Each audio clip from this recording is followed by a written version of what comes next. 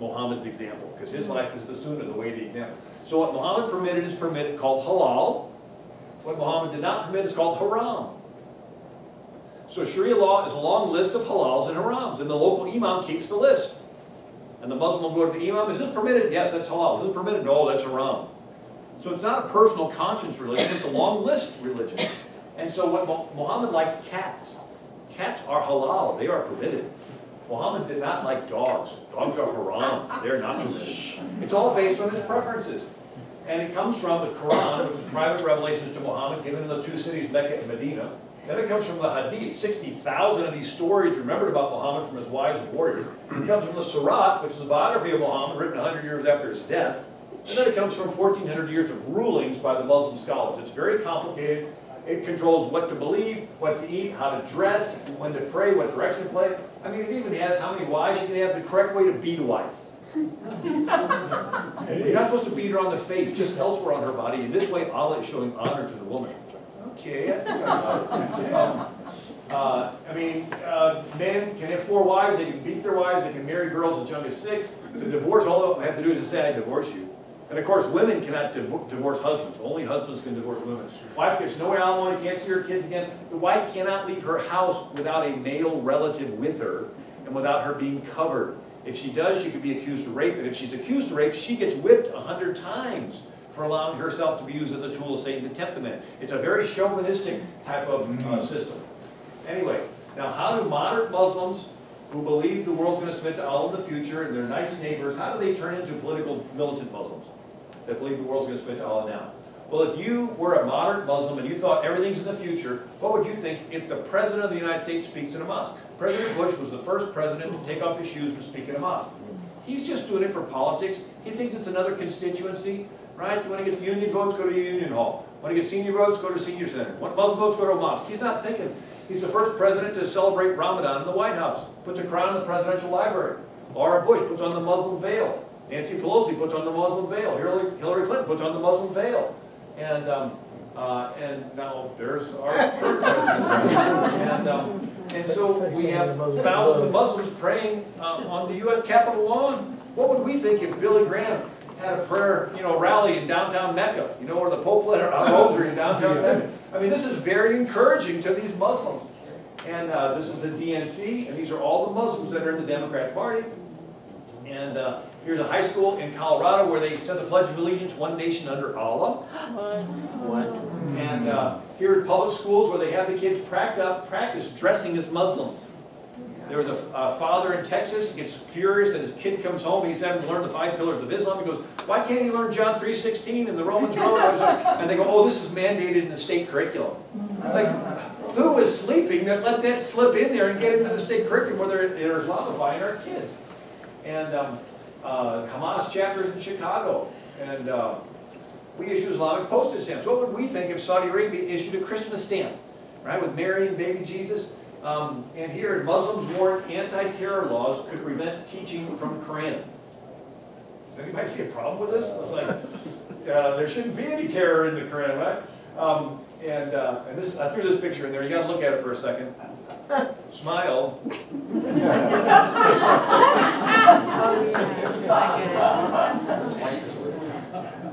And so a Muslim swearing into Congress with his hand upon a Quran. This is wrong on 2 accounts. 1, the Quran says that it is superior to every man-made law, like constitutions. And 2, it's okay to lie to make it superior. So you're going to swear to uphold the Constitution on a book that says it's superior to the Constitution, and it's okay to lie to subvert the Constitution. The head of NASA says, perhaps foremost, Obama wants me to find a way to reach out to the Muslim world, engage much more dominantly Muslim nations that will feel good. It's like, that's NASA? I thought they were like supposed to go to the moon. And then there's Muslim imams that go to the White House so often they don't even get carded. Here's Prince Al-Walid bin Talal, one of the richest men in the world. His uncle's the king of Saudi Arabia. He donates money to families of suicide bombers, supports CARE, does this law fair, donates money to Harvard and Georgetown, and in 2005 he bought an interest in Fox News. And from that point on, Fox News began to treat Islam with kid gloves. And before then, they had Glenn Beck on there. Remember that? Yeah. That was like nailing it, Yeah. And so now we begin to see that he's bought an interest in AOL, Citibank, Disney, and he does Sharia through money, because business people, employees, want to please their business owner. You don't want to get fired. And so if the owner is a visible Muslim, everybody self-modifies their behavior to make sure that he's happy with them. And they voluntarily submit to Sharia law. And so again, what would you think if you were a Muslim and you saw this type of activity taking place? Wherever we once were, we're no longer a Christian nation. He campaigned for Odinga in Kenya. Odinga signed an agreement to let Sharia law take over Kenya. When Odinga lost, his followers rioted and killed thousands of Christians. And here it says, 200 displaced people sought refuge in the Assemblies of God Church, and mobs of the church ablaze. Those attempting to escape were attacked with machetes. This was done by the followers of Odinga that was supported by the president. And these are Muslim Brotherhood people, connected people, in our U.S. government. And Arif Ali Khan, Mohammed El-Abari, and Rashad Hussain, let's go through some of them. Arif Ali Khan was the deputy mayor of Los Angeles. And he stopped Los Angeles from tracking terrorists. And he did such a good job that he got chosen to be a key member of Homeland Security. Kareem Shore is a devout Muslim from Damascus, and he's a member of Homeland Security. Rashad Hussain is a deputy associate White House consul. He has the whole Quran memorized. And he said that the president is educator-in-chief to America on Islam. And Adalia Maghi is the first veiled Muslim woman advisor to the president. She said Sharia law is misunderstood. It's gender justice. And here's the new head of Homeland Security. My job is to give voice to the plight of Muslims. And the president's senior advisor, Valerie Jarrett, was born in Iran. Wonder if that has anything to do with the treaties that have been taking place. Yep. These are Muslims meeting in the White House, and they said Israel is enemy of God, and they've invited to the White House, and they're infiltrating conservative groups. Here is Suhail Khan, and his parents helped found the Muslim Brotherhood groups in California, and through lots of money and connections, he's the now board member of American Conservative Union and CPAC. And so money, donations to organizations can gain access. Muslim Brotherhood had all these connections, and Hillary Clinton's right-hand person, Huma Abedin, has connections with the Muslim Brotherhood, and with her help, Hillary rebuilt mosques in 27 countries when she was Secretary of State. 770 million U.S. taxpayer dollars rebuilding mosques. And then Hillary meets with the OIC. These are the richest men in the world, 57 Muslim country leaders. They met in Istanbul, Turkey in 2011. Their big issue was they wanted to stop the world from insulting Islam. And it was UN Resolution 16/18. And just to give a definition, the gospel insults Islam. If you were to go to Saudi Arabia and say Jesus is the way to heaven, they'd kill you. If you were to say Jerusalem is the capital of Israel, they'd kill you. And so basically anything that's not Islam insults Islam. And so when they say we want to stop people from insulting Islam, they're basically saying we want global Sharia. We want the whole world to be compliant. Now, I walked you through the three springs, the Arab Spring, the Turkish Spring, and then the current Arab Spring. And whenever Muslims conquer an area, the people they conquer are forbidden to insult Islam. You're a dhimmi status, second-class person, you have to ransom your life once a year, but you cannot insult Islam. So one of the signs that you've been conquered is you cannot insult Islam. And so when Hillary meets with them, the OIC, and promises that she's going to help them, shortly thereafter she begins to pull the security troops out of Benghazi. And when the ambassador's killed, and she says, oh, it's this video insulting Islam, we got to stop people from insulting Islam. And Susan Rice, we got to stop people from insulting Islam, and the president, we got to stop people from insulting Islam over and over. And then when somebody found the diary and says, wait a second, it had nothing to do with that video. This guy's been asking for help. Hillary says, oh, what difference does it make? That was a long time ago. And now we're finding out that the emails that she's been trying to delete was the transferring of weapons to what became ISIS. So when Jimmy Carter was president, he pulls the rug out from the Shah of Iran, lets the fundamentalist Ayatollah take over Iran. And our president fires Mubarak, the president, our ally of Egypt, lets the Muslim Brotherhood take over Egypt. It was miraculous that 26 million Egyptians threw out the Muslim Brotherhood. A friend of mine is Zuhdi Jasser, who is a Muslim, and he is a faithful American. and he reminds me, he says, Bill, not all Muslims are the violent ones. So and he reminds me of the largest demonstration in world history was 26 million Egyptians gathering together in Tahrir Square saying, we don't want the Muslim Brotherhood, and they throw them out, and they blame our president for having brought them in. So I do want to point that out. Anyway, so our president decided to, now why would he take out Mubarak? Is because he wanted the Muslim Brotherhood to take over. And then we see Libya, where Gaddafi had not declared war on America. Yet our president uses our military assets to take out the leader of a nation. We just let him take out the leader of a nation? Why? So the Muslim Brotherhood can take over Libya. And then what we see happening is after that, the guns are being moved from Libya through Benghazi to Turkey and Syria to arm the Muslim Brotherhood so they can take out Assad. Their goal is to pull the rug out from all these leaders and have it all put together under one Muslim caliphate, one sort of USSR of Islam. And so when Russia comes to Assad's rescue, these Muslim Brotherhood people, armed by America, trained by America, go into Iraq and Afghanistan, kill the Christians, call themselves ISIS, and they're doing it with American Humvees and American Jeeps and American machine guns. And so we have enough people upset with what they see on YouTube that they go to Congress, you got to stop it. So Congress and John McCain and others, they vote for a whole lot of money to train Muslims to fight Muslims. And as soon as they get armed and trained, they turn around and join ISIS. We are either the most inept world superpower arming the enemy, or this is intentional. It's intentional.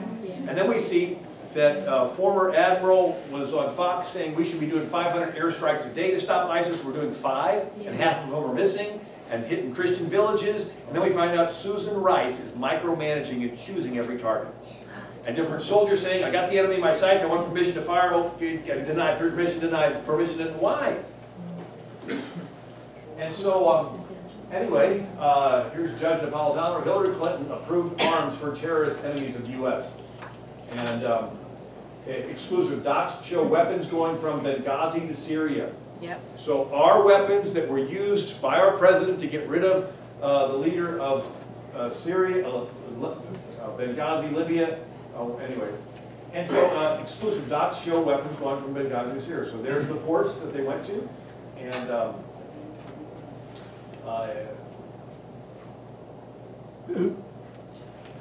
declassified documents show that the CIA trained ISIS at a secret camp in Jordan. So we trained ISIS, and then our president lets 5 Muslim generals go from Guantanamo Bay to lead ISIS in exchange for a defector. And we're still selling, here's $11 billion of weapons going to Qatar, or Qatar, this Gulf state, that supports Hamas. And so these are cities that our young men and women fought to free from Saddam Hussein, and now they're being taken over by ISIS. And that's what they want. They want all that area. And there's Israel. Does anybody honestly think that if Israel gets given back over to the Muslims, that suddenly they'll all get peaceful? No.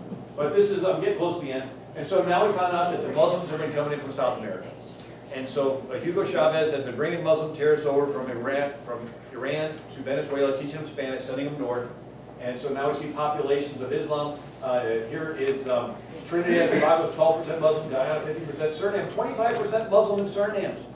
And they're coming north and infiltrating the drug gangs. And so they're coming across the border. They're being moved to cities all around the country. And here, ISIS Mexican drug cartels talking to each other.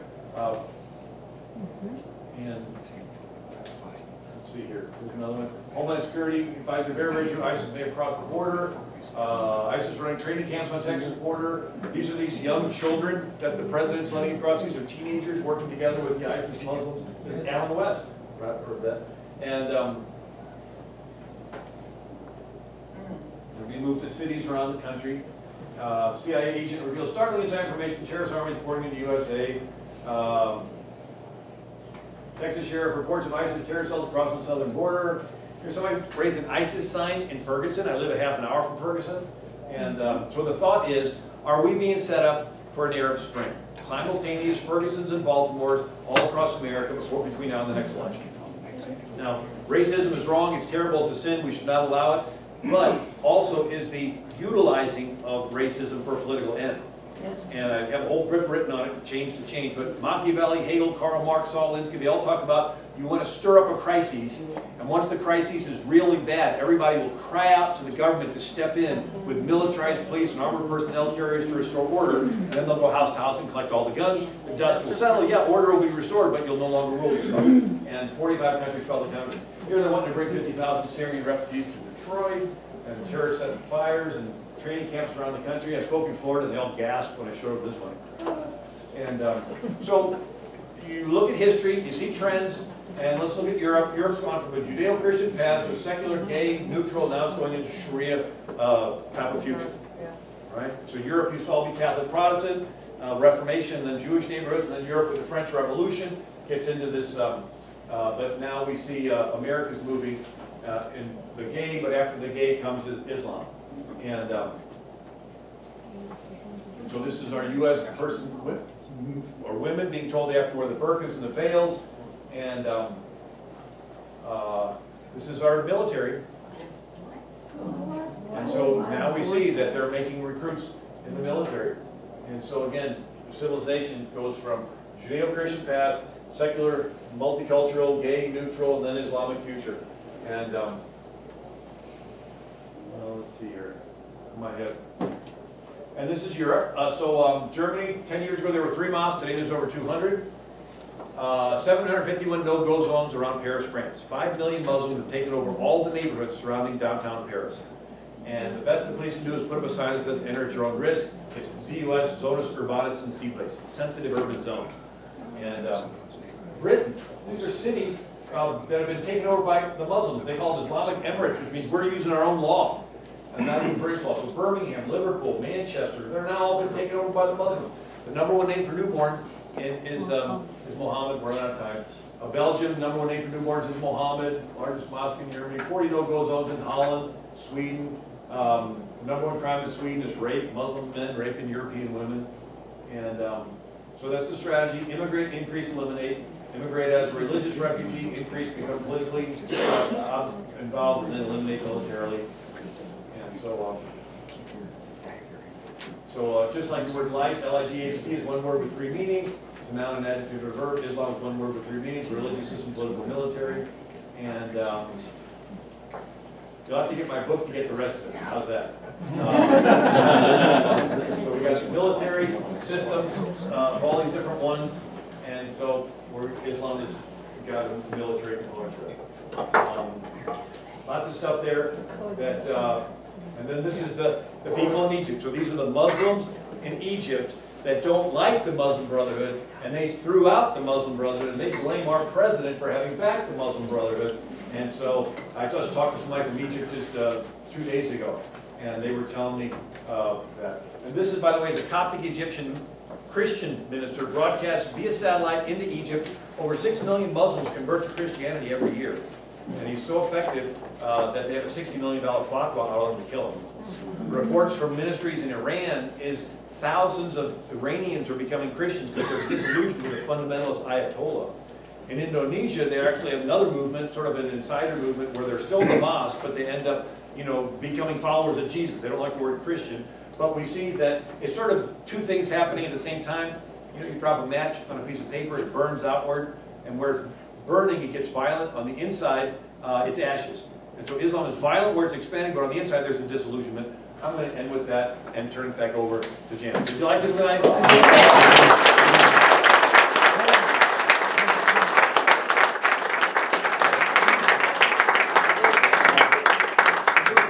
I have books up here. They're $20 each. If you buy 2, you get a 3rd one free.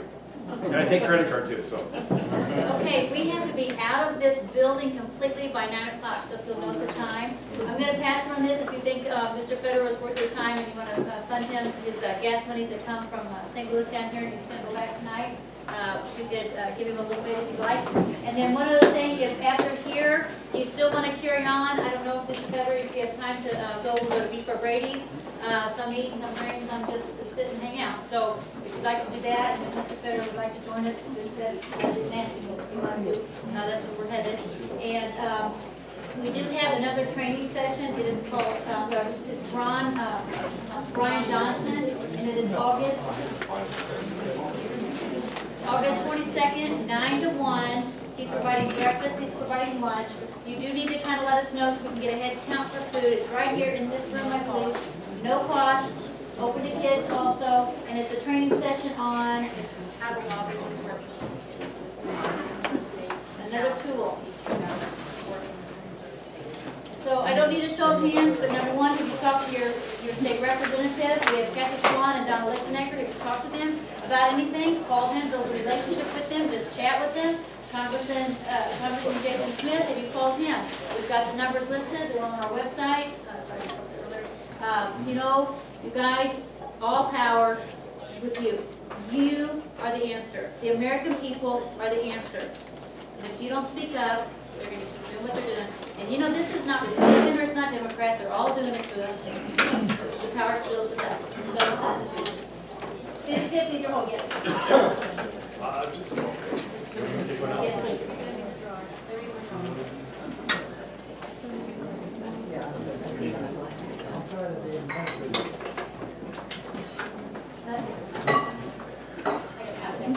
Ticket number, last three numbers are 426. Chicken tickets. 426, right here. There you go. And what is your name, please? Laverne? Laverne Conway? Godwin. Laverne Godwin. Anyone is interested in any of the Bible products, storage booths, or disaster?